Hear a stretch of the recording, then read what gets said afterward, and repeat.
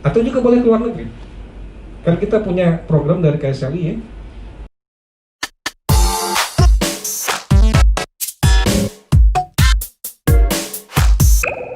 Dari awal perkuliahan atau mungkin Oh, di tidak, pertengahan? tidak, itu kan tergantung dengan program studi Oh, masing-masing. tergantung program studi Iya, masing-masing. karena kan kebijakan. penawarnya beda-beda. Oh, gitu. Karena mungkin kan mereka, Anda kalau di Visipol harus wajib misalnya ngambil 100 SKS ya. Baru boleh ngambil. Setelah itu baru boleh ngambil Oh, oke. apa namanya? Ya, program kampus mereka tadi kan. Nah, kampus mereka itu sebetulnya ada 8 program. Salah satu misalnya pertukaran pelajar atau mahasiswa. Jadi ada misalnya boleh kuliah di IPB misalnya kan, boleh kuliah di UI, boleh kuliah di mana sepanjang mereka mau menerima ya. Atau juga boleh keluar negeri. Kan kita punya program dari KSLI ya, pertukaran pelajar atau mahasiswa di luar negeri itu diakui sebagai bagian dari program kampus mereka. Anda boleh magang, ya. Anak hukum misalnya mau magang di kantor lawyer misalnya kan, atau mau magang di Mahkamah Agung dan seterusnya. Dan hasil dari magang itu mereka bisa misalnya bikin skripsi atau mata kuliah apa yang setara dengan itu. Anda juga bisa misalnya melakukan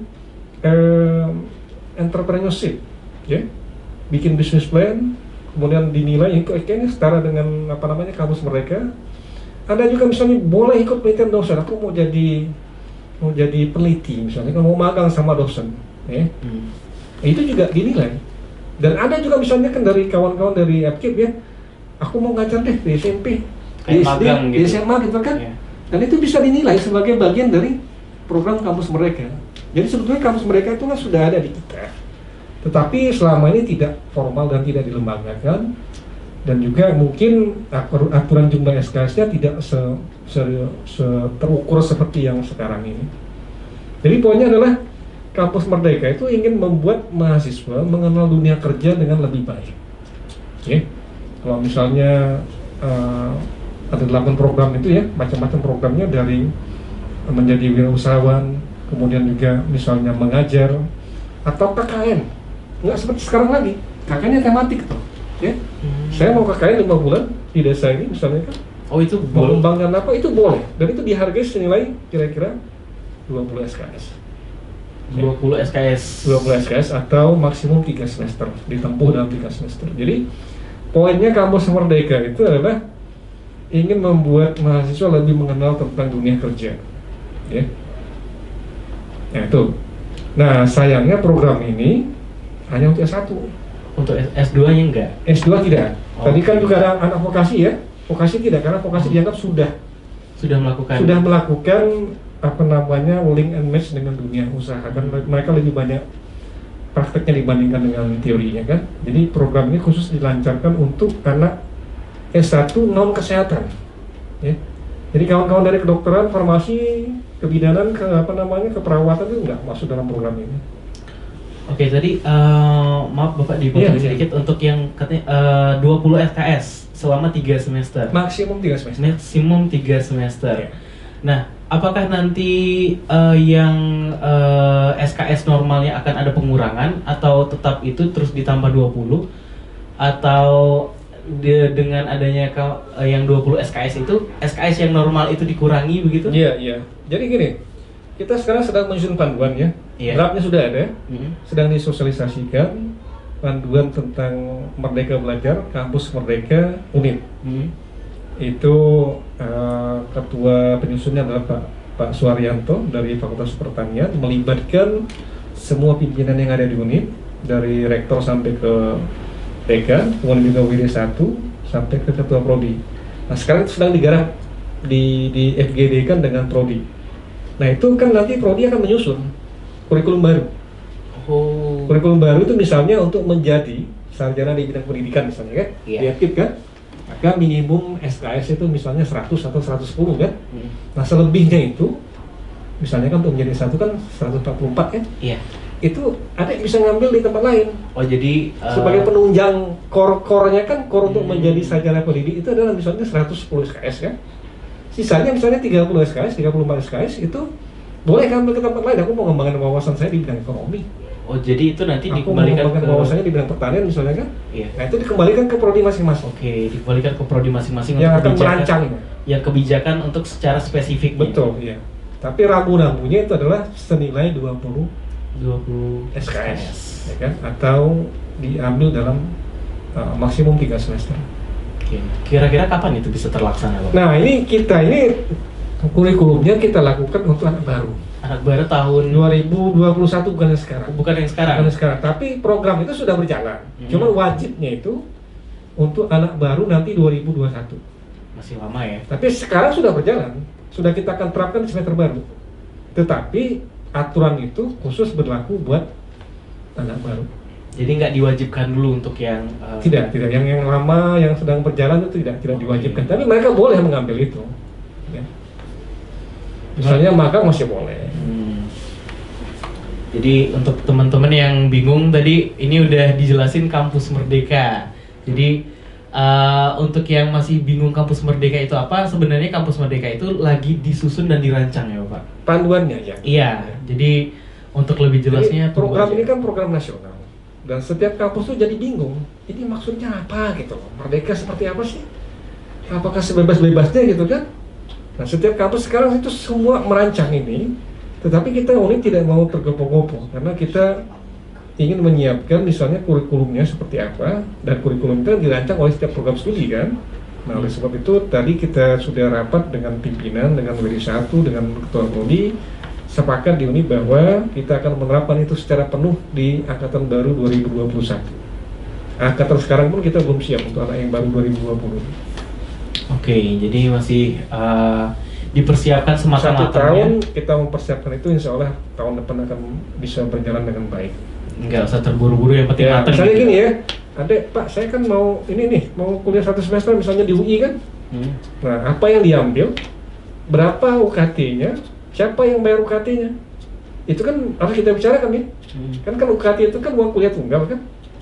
Nah, apakah unit yang membayar ke sana atau mahasiswa yang harus membayar ke UI ya, Ke UI, sesuai dengan SPP di sana kan? SPP di sana tanpa membayar di UNIP dulu. Boleh, kita belum tahu itu yang Oh. mau nanti akan dirancang dengan detail. Oleh sebab itu kita butuh waktu, ya. Dan juga UI-nya harus mau kan menerima anak Iya, kita kan. harus. Nah, kalau semua se-Indonesia ini mintanya ke sana semua kan, bagaimana mereka mau menyelenggarakan pendidikan mereka? Jadi kira-kira seperti itu. Jadi sebenarnya untuk Kampus Merdeka ini mirip-mirip kayak pertukaran pelajar gitu ya Pak? Salah satunya pertukaran pelajar. Salah satunya pertukaran Iya, pelajar. ya. Saya kasih contoh tadi kan tentang pertukaran mahasiswa. Hmm. Kan saya juga bilang bahwa adik bisa menjadi peneliti. Ya, misalnya mau mendampingi siapa? Saya mau ikut Prof. Sudarwan misalnya kan. Mau menjadi peneliti, ya bisa magang sama beliau. Ya. Selama misalnya berapa semester kan? Dan itu disetarakan dengan misalnya apa? Skripsinya atau mata kuliah apa yang lain kan. Jadi poinnya adalah macam-macam hal yang bisa dilakukan, termasuk kalau saya menjadi entrepreneur gimana? Boleh gitu. Langsung buka usaha gitu. Buka usaha kan, nah bisnis plan-nya seperti apa kan? Itu disetarakan dengan, wah ini setara mata kuliah apa? Entrepreneurship misalnya kan, mata kuliah apa lagi? Komunikasi bisnis misalnya kan, mata kuliah apa lagi? Manajemen gitu. Jadi nanti dihitung jumlahnya 20 SKS setara dengan aktivitas yang dilakukan tadi. Oke, masih banyak sebenarnya pertanyaan yang ingin diajukan, cuman Iya. melihat dari ini kayaknya masih banyak juga yang perlu dipersiapkan. Nanti Betul. aja kayaknya pas udah siap kita tanya-tanya lagi. Iya, Bapak. iya, siap. Ya, dan itu dari Kampus Merdeka. Jadi buat teman-teman yang simpelnya gini, Kampus Merdeka kalian bisa belajar hal di luar yang sedang di luar program studi yang sedang kalian ambil gitu. Senilai 20 SKS. Senilai 20 SKS dengan catatan senilai 20 SKS dan maksimal 3 semester ya Bapak. Diambil dalam 3 semester. Diambil dalam 3 semester. Jadi kalau kalian 3 semester itu nggak kelar, udah berarti gagal ya Bapak. Bukan gagal, maksudnya kita harus menargetkan semester sekarang saya mau ambil berapa, misalnya kan 10 kan, kemudian semester depan ambil 5, kemudian nanti tahun ketiga ambil 5 misalnya, itu harus bisa dirancang. Boleh juga ngambil langsung 20 misalnya kan, tergantung dengan Kesiapan masing-masing. Oke. Jadi lebih fleksibel maksudnya, kuliahnya lebih fleksibel dibandingkan dengan yang sudah. dan waktunya itu bisa di ini ya Pak, misal semester ini ngambil kampus Boleh, dulu. tapi itu juga harus diatur dengan jurusan atau prodi, karena mereka yang menentukan kapan boleh start, kapan seharusnya ini dimulai dan seterusnya. Oke, dan itu ya. Jadi buat yang penasaran kebijakannya lebih spesifik itu tergantung dengan program studi masing-masing atau dikembalikan dengan program studi masing-masing. Oke, Bapak, itu tadi pertanyaan dari teman kita, dari Putri. Putri tadi ya? Iya, Putri dari semester 4. Masih jauh ya untuk kampus merdekanya untuk Mbak Putri, karena akan dibuka tahun 2021. Diberlakukan 2021. Secara penuh ya, kurikulum barunya ini. Jadi buat teman-teman yang udah semester akhir atau udah di pertengahan, kayaknya udah nggak nemu lagi ini. Kayaknya ya. Semoga. Karena kalau kalian masih nemu nanti, wah, udah kelamaan kuliahnya berarti. Oke, kita rehat dulu sejenak, Bapak, dengan topik yang nanti kita bakal ada tambahan beberapa topik lagi. Kita sebenarnya udah bahas Go 4 dan Kampus Merdeka, dan nanti kita akan bahas tentang beberapa tadi masih tentang kampus ini, tentang mahasiswa baru ya, mahasiswa baru, SBMPTN, dan yang lain-lain. Oke, buat kamu yang penasaran, jangan kemana-mana, tetap di 99,2 Suara Univ FM, radionya Bengkulu. 99,2 FM Radio Suara Univ, radionya Bengkulu. Akademi Bengkulu balik lagi di Bincang SDGs bareng Bapak Wakil Rektor Bidang Akademik Universitas Bengkulu. Nah, tadi sebenarnya udah kita bahas semua tentang Go 4 dan Kampus Merdeka. Dan kebetulan juga ada Bapak Wakil Rektor Bidang Akademik, dan ada hal-hal yang ingin ditambahkan di sini berhubungan tentang akademik di Universitas Bengkulu. Ya Bapak, sebenarnya udah bahas dikit-dikit tadi sebenarnya sebelum masuk segmen terakhir ini. Kita mau bahas tentang yang pertama adalah SMMPTN Barat, kemudian wisuda online, dan yang terakhir adalah kalender akademik ya Bapak. Nah, mungkin teman-teman masih banyak yang bingung tentang sistematisnya gimana, pelaksanaannya gimana, karena ini banyak hal perubahan yang terjadi gara-gara COVID-19. Dan boleh Bapak silakan untuk dijelaskan untuk yang SMMPTN Barat, wisuda daring, dan akademik kalendernya. Baik, selamat sore akademinya ya. Iya, Akademia Bengkulu. Akademia Bengkulu. Kita di UNIP ini punya pola seleksi mahasiswa baru itu ada 3 jalur ya. Yang pertama jalurnya namanya SNMPTN. SNMPTN itu adalah undangan untuk anak-anak berbakat berprestasi dari sekolah masing-masing ya. Itu sudah kita terima, jumlahnya kira-kira 1.200 orang ya. Sudah mendaftar ulang mereka. Nah, kemudian yang kedua itu adalah UTBK atau ujian tulis berbasis komputer jalur SBMPTN. Sudah kita lakukan, tapi pengumumannya itu tanggal 20 Agustus. 20 Agustus. Iya, untuk yang SBMPTN ya. Nah, itu jumlah yang kita terima kira-kira 50% dari total mahasiswa kita. Mahasiswa UNIP ini tahun angkatan baru kira-kira 4.200 4.300 ya. Jadi sekitar 2.000 lebih nanti akan kita terima lewat jalur SBMPTN. Nah, kemudian yang terakhir masih ada satu lagi, itu jalur namanya SMMPTN Barat. Jadi seleksi mandiri masuk PTN wilayah Barat. Ya, ada 16 PTN termasuk UNIP di sana. Jadi maksudnya mahasiswa nanti yang tes di UNIP boleh mengambil ke UNSIA, boleh mengambil ke UNJA, boleh mengambil ke misalnya di Cilegon ini Untirta, ya, boleh mengambil ke Unsika di Karawang. Jadi prinsipnya adalah mahasiswa boleh mengambil ke 16 PTN yang menjadi anggota wilayah Barat dan ikut dengan SMMPTN Barat ini. Nah, seleksinya akan dilakukan tanggal 25 dan 26 Agustus ya. Akan diumumkan tanggal 2 September. Nah, kuota untuk UNIP itu masih kira-kira 30% dari jumlah mahasiswa yang masuk ke UNIP. Jadi kira-kira 1.300 1.400 mahasiswa yang akan kita terima lewat jalur SMMPTN itu.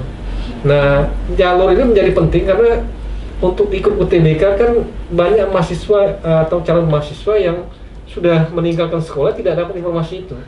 UTBK itu kan harus punya akun kan, Iya, banyak yang kan gagal untuk daftar cuman gara-gara dia tidak punya akun atau tidak tahu kan? Iya, tidak tahu. Sudah keluar dari sekolah ya. Iya. Betul, sehingga salah satu peluang terakhir adalah lewat jalur SMMPTN Barat ini. Jadi untuk SMMPTN Barat itu nggak perlu akun, Bapak? Enggak, mereka harus daftar saja. Daftar saja. Ya, daftar di web sudah diumumkan sekarang, sudah dibuka itu. Nanti seleksinya tanggal 25 dan tanggal 26.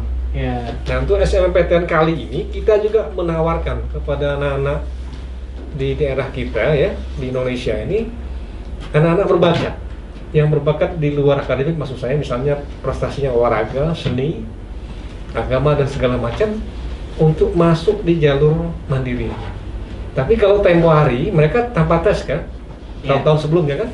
Nah sekarang mereka harus ikut tes mandiri ini, tetapi dengan menambahkan portofolio untuk prestasi dia di luar bidang akademik ya, olahraga, seni dan segala macam tadi. Nanti itu dievaluasi. Dievaluasi kalau dibutuhkan oleh kampus punya prestasi apakah internasional, ataukah nasional atau regional ya, itu kita terima tanpa mereka harus membayar biaya pengembangan institusi. Ya, jadi mereka kita terima, dan kalau dia prestasinya itu internasional cuma bayar UKT 500.000 satu semester. Kalau prestasinya nasional dia hanya bayar UKT itu 1 juta satu semester ya. Kalau dia prestasinya regional, ya dia bayar 1,5 juta. Tapi tidak membayar biaya pengembangan institusi atau biaya masuk yang pertama kali, itu yang setiap program studi beda-beda gitu. Nah itu bentuk fasilitas yang kita berikan buat anak-anak berbakat untuk yang jalur SMMPTN wilayah Barat. Oke, jadi udah kejawab kayaknya. Gimana? Karena ada satu yang paling bingung itu yang masalah akun tadi, Bapak. Iya, akun ya. Itu banyak banget kejadian yang nggak jadi tes gara-gara tidak punya akun. Betul. Dan mereka tidak tahu, dan itu juga karena tidak ada sosialisasi sebelumnya. Betul. Karena mereka udah keluar sekolah duluan. Betul, iya. Jadi itu juga banyak mahasiswa yang komplain ya, mahasiswa yang bukan mahasiswa ya, calon mahasiswa yang sudah tamat SMA 3 tahun terakhir. Itu kan masih boleh ikut UTBK lewat jalur SBMPTN ya. Tetapi sebagian besar mereka tidak punya akun karena sudah meninggalkan sekolah kan. Sementara LTMPT itu memberikan informasi itu ke sekolah masing-masing. Nah harapannya kan kepala sekolah atau sekolah yang bersangkutan bisa menjangkau anak-anak yang alumni mereka. Tapi persoalannya kan kalau sudah ada setahun tamat, 2 tahun tamat, 3 tahun tamat kan mungkin putus komunikasinya, tidak tahu lagi kemana menjangkau anak-anak itu, sehingga banyak anak-anak yang tidak memiliki akun. Nah, oleh sebab itu salah satunya adalah ya lewat jalur mandiri ini, jalan keluarnya. Memang banyak banget yang kecewa ya? Ya kecewa banget. Betul. Karena mending kalau udah tes tapi nggak lulus. Iya. Tapi ini tes nggak bisa masuk. Belum coba sama sekali tapi bisa ikut udah gagal duluan. Betul. Dan banyak teman-teman yang udah kuliah mau daftar lagi karena pengen pindah jurusan lah, katakanlah. Nggak bisa. Iya. Banyak yang kecewa. Jadi udah jelas ya kalau untuk daftar SMPTN Barat itu tidak perlu pakai akun kayak di SBMPTN. Itu untuk teman-teman yang mau daftar di SMMPTN Barat. Dan materi tesnya pun juga kita sama seperti UTBK sekarang ya. Jadi hanya skolastik saja karena kita dalam kondisi COVID ini. Dan nanti anak-anak itu dengan hasil tes tersebut boleh memilih jurusan apakah IPA, apakah IPS ya. Tapi tesnya cuma 1 kali gitu. Oh, tesnya cuma 1 kali. Kalau dulu kan ada IPA, ada IPC, ada IPS gitu kan. Ada soshum. Iya, sekarang cuma 1 kali, itu bisa berlaku untuk semua. Oke. Jadi untuk mengurangi waktu juga ya? Mengurangi waktu ya? Iya. Kalau dulu kan tesnya bisa lama, sekarang cuma 120 menit. Oke. Ada sesi pagi, ada sesi sore gitu. Oke, jadi itu untuk SMPTN Barat ya Bapak? Iya.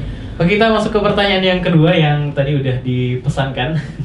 Jadi untuk kuliah lagi, wisuda daring. Nah, wisuda online. Iya, betul.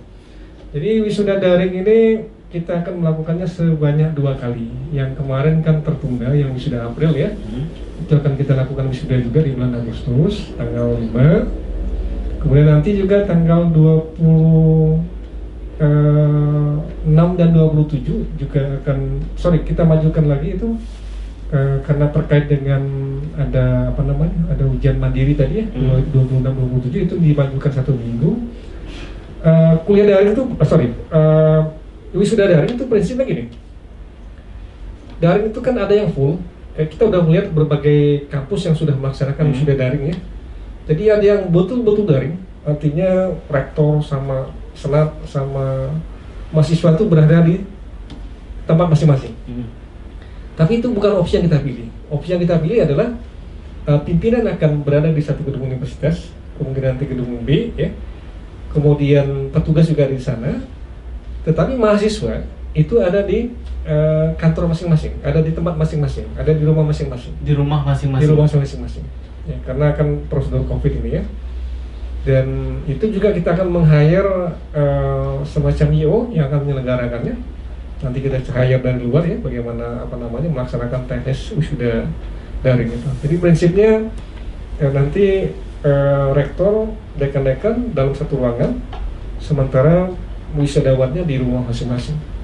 Undangan itu di kantor masing-masing atau di rumah masing-masing untuk yang wisuda daring. Nah, harapan kita wisuda daring ini hanya terjadi selama COVID ini ya, harapan kita gitu. Ya, karena kalau berkelanjutan bakal lama lagi untuk normalnya. Betul. Nah, ini juga mengganggu kalender akademik kita. Jadi COVID ini banyak sekali dampaknya. Karena UTBK ditunda, kemudian juga SMPTN juga ditunda, sehingga mahasiswa baru itu hasil dari SMPTN baru diumumkan tanggal 2 September. Sementara biasanya kita di awal September itu sudah kuliah. Ya. Dan kan dari diumumkan untuk masuk ke kampus kan perlu waktu 1 minggu lah untuk registrasi ya. Belum lagi harus ada PKK kan. Nah, PKK itu meskipun dilakukan secara daring, tetap butuh waktu, ya. 2 hari di tingkat universitas, 2 hari di tingkat fakultas. Nah, oleh sebab itu berdasarkan kenyataan yang ada, kita menggeser kuliah kita mulai tanggal 14 September dan akan berakhir kira-kira di minggu kedua bulan Januari tahun 2021. Jadi agak mundur. Mundur kita kira-kira 2 minggu. Mundur 2 minggu. Nah, jadwal ini akan kembali normal mungkin di 2021 bulan Juni kita akan kembali normal lagi. Masih 1. Ya, kita tertunda 2 minggu lah. Kalau tahun lalu kan kita Desember sudah libur ya, pertengahan Desember sudah libur, karena sekarang kira-kira mundur 1 bulan gitu. Jadi banyak banget yang berubah. Betul, gara-gara COVID ya. Oke, jadi udah terjawab ya. Untuk teman-teman semuanya ada kita tadi SMPTN Barat, kemudian ada wisuda daring, dan kemudian yang terakhir adalah kalender akademik. Iya.